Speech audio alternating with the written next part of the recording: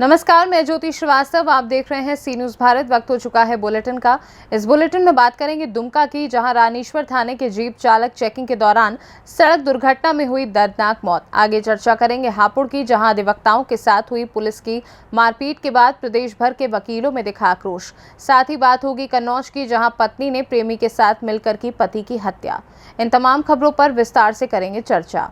दुमका जिले के रानीश्वर थाने के जीप चालक अर्जुन पंजियारा की तेज रफ्तार एलपी ट्रक की चपेट में आने से दर्दनाक मौत हो गई। घटना रानीश्वर बाजार में बीते बुधवार की अहले सुबह की है। दुर्घटना के बाद स्थानीय पुलिस ने शव को सामुदायिक स्वास्थ्य केंद्र पहुंचाया। जानकारी के अनुसार 54 वर्षीय अर्जुन थाने की जीप चला रहे थे। बुधवार की अहले सुबह करीब 1 बजे रानीश्वर बाजार में जीप खड़ी कर वाहन जाँच चलाया जा रहा था। उसी समय जांच के क्रम में एक तेज रफ्तार एलपी ट्रक अर्जुन को कुचलकर भागने में सफल हो गया और इसकी सूचना पुलिस अधीक्षक पीतांबर सिंह खेरवार को मिलते ही उन्होंने जांच के लिए दुमका एसडीपीओ नूर मुस्तफा को जांच स्थल पर भेजा। इस विषय में जब एसडीपीओ से जानकारी ली गई तो उन्होंने बताया कि जांच जारी है। दुमका से सी न्यूज़ संवाददाता शुभंकर नंदन की रिपोर्ट। हापुड़ में अधिवक्ताओं के साथ हुई पुलिस की मारपीट के बाद प्रदेश भर में वकील आक्रोशित दिखाई दे रहे हैं। बुधवार को bar council of Uttar Pradesh के आह्वान पर कार्य बहिष्कार किया गया। इसके अलावा वकीलों ने बुलंदशहर से हापुड़ तक का मार्च निकाला। अधिवक्ताओं का कहना है कि पुलिस कर्मियों पर हर हाल में कार्रवाई की जाए। उत्तर प्रदेश बार काउंसिल के अध्यक्ष शिव कुमार गौड़ ने कहा कि अधिकारियों के साथ हापुड़ पुलिस द्वारा की गई बर्बरता को बर्दाश्त नहीं किया जाएगा। दोषी पुलिस वालों पर कार्यवाही नहीं हुई तो लड़ाई लंबी चलेगी। इसके अलावा उन्होंने और क्या कुछ कहा, आइए आपको सुनाते हैं। अधिवक्ताओं पर जो लाठीचार्ज हुआ है, इसमें आपका क्या कहना है? पुलिस ने जिस तरीके से लाठीचार्ज किया है वो वास्तव में बड़ी निंदनीय घटना है। मैं कल बाहर था, अदर स्टेट में था, तो वीडियो वायरल हो रहा था। वीडियो में हमने देखा कि पुलिस वाले अधिवक्ताओं को दौड़ा दौड़ा कर पीट रहे। अधिवक्ता शांतिपूर्ण धरना प्रदर्शन के बाद वापस कचहरी गेट पर लौट चुके थे। कुछ अधिवक्ता अंदर जा चुके थे। उसके बाद पीछे से पुलिस ने लाठीचार्ज नहीं किया बल्कि हमला किया। और उसमें देख रहे थे वीडियो में कि महिला अधिवक्ताओं पर भी लाठियां मारी गई। जो अधिवक्ता नाली उधर पड़ा था, देखा हमने, एक वकील साहब हमारा उसमें नाली में गिर गए, उनको लाठी गिरे हुए नाली में मारा। इस तरीके से चार पुलिस वाले एक वकील पर लाठियाँ ऐसे बरसा रहे थे जिन्हें हम कितने बड़े गैंगस्टर हैं। अरे हम न्याय के प्रहरी हैं हमारे अधिवक्ता। इस तरीके से अगर उनके साथ बर्बरता होगी तो हमारा क्या संदेश इस तरीके से पुलिस और प्रशासन देना चाहेगा।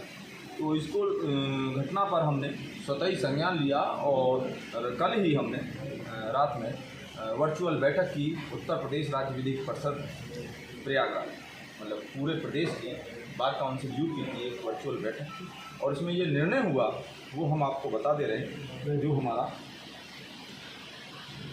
आज दिनांक 29 अगस्त 2023 को जनपद हापुड़ में पुलिस ने जिस बर्बरतापूर्वक अधिवक्ताओं पर और महिला अधिवक्ता पर लाठीचार्ज किया, उसके परिप्रेक्ष्य में bar council of Uttar Pradesh लगभग सभी माननीय सदस्य वर्चुअल बैठक और दूरभाष से वार्ता करने का निश्चय किया कि समस्त प्रदेश के अधिवक्ता कल दिनांक 30 अगस्त को हड़ताल पर रहेंगे और न्याय कार्य से पूरा प्रदेश के अधिवक्ता हड़ताल पर रहेंगे। और जनपद हापुड़ में अधिवक्ताओं पर हुए लाठीचार्ज के संबंध में बार काउंसिल उत्तर प्रदेश सरकार से मांग करती है कि अविलंब 48 घंटे के अंदर जिलाधिकारी हापुड़, पुलिस अधीक्षक हापुड़, क्षेत्राधिकारी हापुड़ का स्थानांतरण हापुड़ से अन्य कर दिया जाए।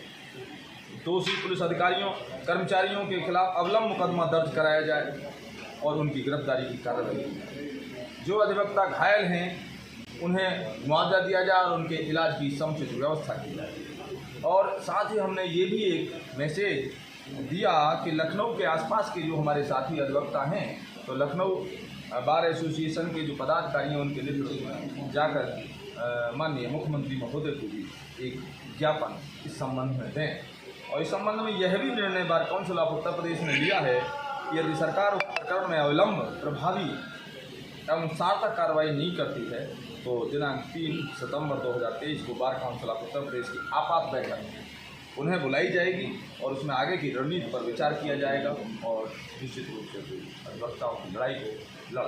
हापुड़ से सी न्यूज़ संवाददाता सुनील कुमार की रिपोर्ट।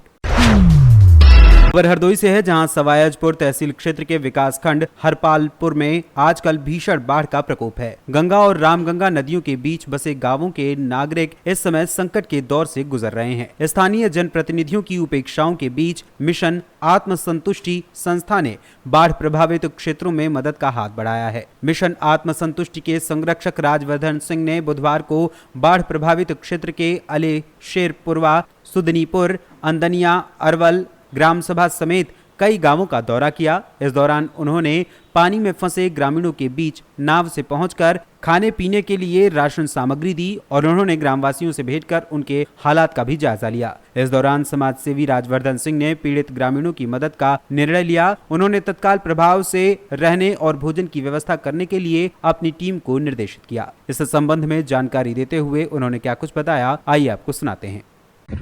देखिए, बाढ़ में जो लोग फंसे हैं उनकी सेवा का इस समय हम क्या बताते हैं आपको। इतनी दयनीय दशा है कि जितने भी गांव संपर्क से टूटे हैं, मुख्य मार्गों से टूटे हैं, वहां ना तो मवेशियों के लिए चारा है, न कोई दवाई की समुचित व्यवस्था है, न लाइट की व्यवस्था है और आम जनजीवन पूरी तरीके से अस्त व्यस्त हो चुका है। ये लोग अगर गैस से चूल्हा पे बनाते होंगे भोजन, या गैस सिलेंडर भी नहीं आ पा रहा है इनके पास है, लकड़ियां भी इनकी गीली पड़ी हैं। तो हम लोग के समुचित प्रयास जो अपने पास से कर सकते हैं, जैसे भोजन का वितरण हो गया या दवाइयां थोड़ी बहुत अपने पास से खरीद, तो ये जैसे चिराग आंधी में चिराग दिखाना, उस तरीके का हम लोग काम कर पा रहे हैं। जब सरकार के नुमाइंदे फेल हो जा रहे हैं, जनप्रतिनिधि नहीं आ पा रहे हैं मौके पे हैं, तो हम लोग एक समाज सेवा का जो काम करते हैं उसी नाते एक छोटा प्रयास कर रहे हैं कि गांव-गांव जाके नदी पे बैठ के हम लोग अपनी भी जान जोखिम में डालते हैं इन लोगों के बीच पहुंचने के लिए। क्योंकि ना हम लोग तैर पाते हैं, भगवान के सहारे से हम लोग निकलते हैं, भगवान का नाम लेके हैं और आके इनको भोजन पहुंचाने की मदद कर पाते हैं, थोड़ी बहुत कर लेते हैं। इसी तरीके का एक छोटा प्रयास कर रहे हैं। हम तो जो हरदोई जनपद के सम्मानित नागरिक हैं, जो समाज सेवी हैं, जो जनप्रतिनिधि हैं, जो विधायक हैं, जो एमएलसी हैं, जो सांसद हैं, उन सबसे कहना चाहते हैं कि सारे काम 15 दिन के लिए बंद करके बाढ़ पीड़ितों के बीच में आ जाएं, तो निश्चित रूप से इनका दर्द बढ़ जाएगा और इनको भी लगेगा कि हमारा दुख बांटने के लिए कोई चल के आया। और यही हमारा मकसद है कि सेवा भाव से हम लोग चल के आए हैं। इस समय राजनीति कोई प्रकरण नहीं है, न इस मुद्दे पे कोई राजनीति होना चाहिए। जो जैसा सक्षम व्यक्ति है, चाहे प्रधान हो, चाहे बीडीसी हो, चाहे जिला पंचायत सदस्य हो, चाहे ब्लॉक प्रमुख हो, चाहे विधायक हो, चाहे सांसद हो, चाहे एमएलसी हो और अधिकारी लोग प्रयास करें कि सब लोग मिलकर इनकी मदद करने का प्रयास करें। अगर एक एक दिन भी सब लोग इनके बीच में समय देंगे तो निश्चित रूप से 8-10 दिन में ये स्थिति भी सामान्य हो जाएगी और इन लोगों को भी लगेगा कि हमारे बीच में चल के आए। हरदोई से सी न्यूज संवाददाता राशिद बाबू की रिपोर्ट।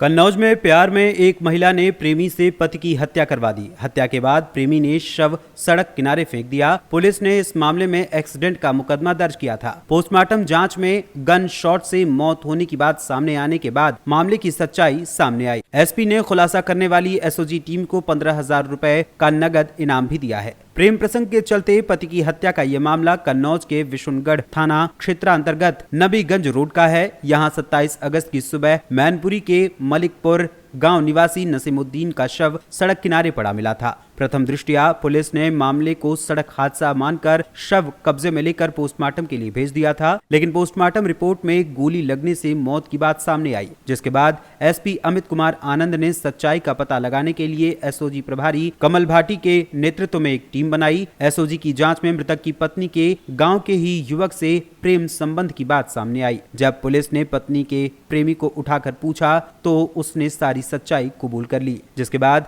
पुलिस ने हत्यारी पत्नी और उसके प्रेमी को गिरफ्तार कर लिया। एसपी ने दोषियों को गिरफ्तार करने वाली एसओजी प्रभारी कमल भाटी की टीम को 15,000 रुपए का इनाम भी दिया है। 27 अगस्त को थाना विष्णुगढ़ एरिया में एक डेड बॉडी की सूचना प्राप्त हुई थी। तत्काल मौके पर पुलिस गई।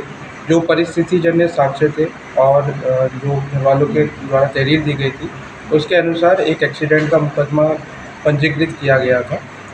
जब डेड बॉडी का पोस्टमार्टम हुआ तो उसमें फायर आर्म इंजरी आना पाया गया। ये जो फायर आर्म इंजरी था, इसका कोई एग्जिट वुंड नहीं था, अंदर ही गोली थी फंसी हुई थी बॉडी को। इसमें फिर डायरेक्शन तहकीकात की चेंज हुई और मर्डर की डायरेक्शन में बढ़ी। इसमें जब गहराई से विवेचना की गई तो इसमें जो मृतक की पत्नी थी उस पर शक गया। इससे जब पूछताछ हुई तो ये घटना का खुलासा इस प्रकार हुआ कि जो इस महिला का अपने ही गाँव में रहने वाले एक व्यक्ति इरफान से संबंध था और पति इनके बीच में विघ्न बन रहा था। इन दोनों ने मिलकर प्लान बनाया कि पति को हत्या कर देंगे तो फिर हम लोग साथ में एक साथ रह पाएंगे। घटना वाले दिनांक को महिला ने फ़ोन करके अपने पति की लोकेशन दी, जिससे इसने अपने प्रेमी को बताया। प्रेमी रास्ते में आया और इसको अवैध तमंचे से इस पर गोली चलाई, जिससे इसकी मृत्यु हो गई। आज इन दोनों ही अभियुक्तों की गिरफ्तारी करके जेल भेजा जा रहा है। इसमें जनपद की एसओजी टीम और थाना विष्णुगढ़ टीम ने बहुत ही सराहनीय कार्य करा है और अल्प समय में घटना का अनावरण करने हेतु सराहनीय कार्य के लिए मेरे द्वारा पूरी टीम को 15,000 का नकद इनाम दिया जा रहा है। सर, ये गोली मारकर हत्या जरूर की गई थी, लेकिन इसको एक्सीडेंट का रूप दिया गया, तो वो कैसे उन्होंने? ये जो अभियुक्तों ने पूछताछ में बताया कि गोली मारी थी, बट ये जो डेड बॉडी थी उसमें कोई भी एग्जिट वुंड नहीं था। जो एंट्री वुंड होता है बहुत स्मॉल होता है और क्योंकि बॉडी पे बहुत ज़्यादा रक्तस्राव था और रोड किनारे डेड बॉडी मिली थी, तो प्रथम दृष्टया ऐसा प्रतीत हो रहा है कि इसको चोट लगी हो गई किसी वाहन से। और क्योंकि ये जो व्यक्ति था बहुत गरीब तबके का था और ये सब्जी बेच के अपना जीवन यापन करते थे, तो प्रथम दृष्टया कोई रंजिश की भी बात नहीं लग रही थी। और क्योंकि रोड किनारे डेड बॉडी मिली थी और कोई फायर आर्म इंजरी प्रथम दृष्टया ऐसी प्रतीत हुई थी मौके पे, इसलिए ऐसा लगा कि ये रोड एक्सीडेंट है, उसी के कारण इसका रोड है। और घर वालों की तहरीर के अनुसार इसे रोड एक्सीडेंट में मुकदमा पंजीकृत भी किया गया। किंतु जब इसका पोस्टमार्टम हुआ और वैज्ञानिक तथ्यों की जब जांच हुई तो इसमें पाया गया कि इसको फायर आर्म इंजरी थी। फिर भेजने की डायरेक्शन चेंज हुई और जब इसकी गहराई से तहकीकात हुई तो इसमें अभियुक्तों का अनावरण हुआ और अवैध प्रेम के चलते हत्या करने का मामला प्रकाश में आया। सर, एक्सीडेंट की तहरीर किन परिजनों के द्वारा दी गई थी?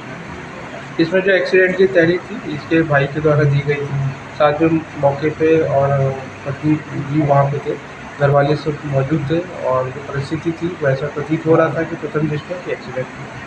कन्नौज से सीनियर संवाददाता सीबू सैनी की रिपोर्ट। खबर कन्नौज से है, जहां रक्षाबंधन के पर्व पर पुलिस मित्र का उदाहरण कन्नौज बस स्टॉप पर देखने को मिला, जहां ड्यूटी कर रहे यातायात प्रभारी आफाक खान व उनकी टीम ने छोटे बच्चों बड़ी बहनों से राखी बंधवाई और उनको उपहार भी दिए। उपहार पाकर बच्चों के चेहरे खिल उठे। रक्षाबंधन के पर्व पर बस स्टॉप के बाहर यातायात व्यवस्था को सुदृढ़ करने के लिए ड्यूटी पर तैनात यातायात प्रभारी आफाक खान ने अपनी टीम के साथ मासूम बच्चों और बड़ी बहनों से राखी बंधवाई और उनको उपहार दिए। उपहार पाकर बच्चों के चेहरे खिल उठे। पुलिस की मित्रता का उदाहरण साफ तौर पर देखने को मिला। यातायात प्रभारी की इस पहल को स्थानीय लोगों ने खूब सराहा। कन्नौज से सीनियर संवाददाता सीबू सैनी की रिपोर्ट।